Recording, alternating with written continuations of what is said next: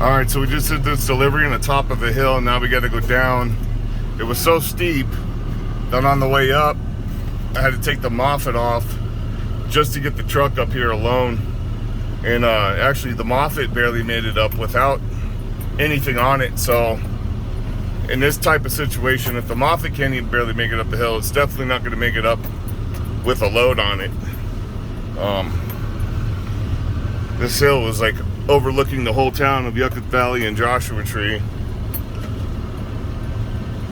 But it's really gravelly, a lot of rocks, big rocks, and very, very steep.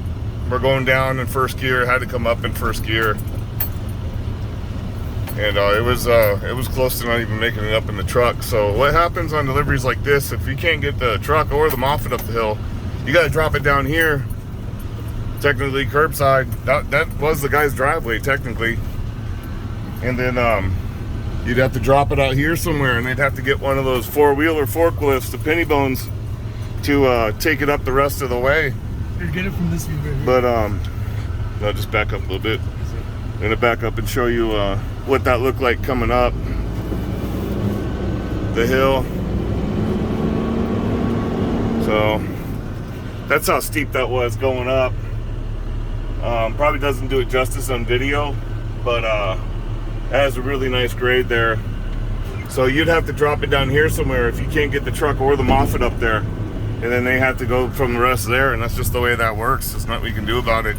You know, the truck and the Moffett aren't built for every single job, so that you have to understand that, and you know, not flip yourself over on the Moffett, or you know, get yourself in some kind of serious trouble with the truck either. So that's pretty extreme. That's about one of the steepest roads I've ever been up that I actually had to take the Moffett off to just get the truck up there.